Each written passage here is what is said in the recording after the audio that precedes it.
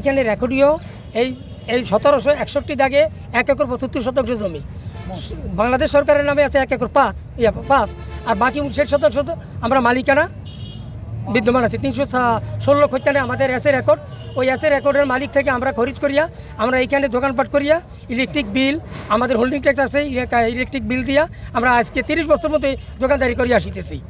কিন্তু অদ্য পর্যন্ত কোনো সরকার আমাদের এই দোকানগুলো ভাঙে নাই। সিটি কর্পোরেশনের প্রশাসক শাকিল সাহেবকে আমি আজকে দুপুরে মামলা করছি। মামলা করার পরে কোর্ট থেকে আমাকে একটা নির্দেশ দিছে 21 দিনের জন্য, 21 দিনের মধ্যে কারণ দর্শাইতে। আমি সেই কোর্টের কাগজ এনে তার হাতে দিছি, এই কাগজটা তার হাতে দিছি, সে আমার এই কাগজ ধরে নাই, সে বলতেছে এটা আমি মানি না। হ্যাঁ, পরিয়া বলছে যে এটা আমি মানি না, আমার মানতেই হবে। হোল্ডিং ট্যাক্স দাখিল করছি জেলা যুগ্ম জজ, হ্যাঁ প্রথম জজ সাহেব, সে বলছে যে না ঠিক আছে, আপনাদের দলিলের জমি যদি থাকে তা আপনারা পাইবেন, আপনারা ধৈর্য ধরেন। আমি এই 21 দিনের মধ্যে তাদেরকে দেওয়া না। তাহলে তাদের প্রশাসক, সিটি কর্পোরেশন নির্বাহী কর্মকর্তা এবং জেলা প্রশাসক 3 জনকে তারা নোটিশ করছে। টানা 7ম মতো বেস্ট টিস্যু পেপার ব্র্যান্ড হিসেবে স্বীকৃতি পেয়েছে বসুন্ধরা টিস্যু। আমার বাবা করিম সোহেল এবং কাদের সোহেল এদের নামে রেকর্ডীয় সম্পত্তি। এই রেকর্ডীয় সম্পত্তি আমরা যখন তারা খাল পুনরুদ্ধার করতেছে তখন আমরা এই কাগজপত্র প্রথমে সাবমিট করছি আপনার যে এলো সিটি কর্পোরেশনে।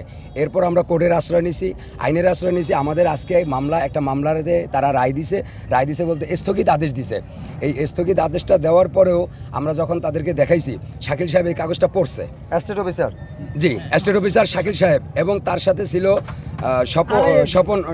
স্বপন কুমার ছিল। এরা দুজনেই কাগজটা পড়ছে, পড়ার পরে তারপরে কাগজটা আবার ফেরত দিয়ে তারা বলতেছে আমাদের কিছু করণীয় নাই। অথচ তাদের সাথে আমাদের আরও 1 সপ্তাহ মানে 2 দিন আগে কথা হয়েছে যে তারা আমাদেরকে 1 সপ্তাহ সময় দেবে, আমাদের যদি কোনো কাগজপত্র থাকে এটা আমরা সাবমিট করবো। সেই জলাবদ্ধতা দূরীকরণের স্বার্থে আমরা খালগুলিকে উদ্ধার করে সেগুলিকে খনন করতে চাচ্ছি। তারই অংশ হিসাবে আপনি জানেন ইতিপূর্বে আমরা লাকুটিয়া খালকে করেছি, তারপরে বটতলিতে আমরা ড্রেনের ইয়েগুলো করেছি। তারই ধারাবাহিকতায় আমরা আজকে এখানে এই খালে অভিযান চালিয়েছি। আমরা দেখলাম যে এই খালের এই যে পশ্চিম যে অংশটা, হাইওয়ে সংলগ্ন যে অংশটা, এই অংশটা পুরোটাই তারা মাটি দিয়ে ভরাট করে খালের অস্তিত্ব নষ্ট করে এখানে তারা সারি সারি দোকান বসিয়ে মার্কেট করেছে। আমরা তাদেরকে গত সপ্তাহে 1 সপ্তাহ সময় দিয়েছিলাম, কিন্তু তারা নির্ধারিত সময়ের মধ্যে এগুলো অপারেশন করেনি বিধায় আজকে আমরা এক্সকেভেটর নিয়ে আসছি, আমাদের লেবার পাঠিয়েছি। সেই এক্সকেভেটর দিয়ে লেবার দিয়ে এগুলিকে ভাঙচুর করা হয়েছে।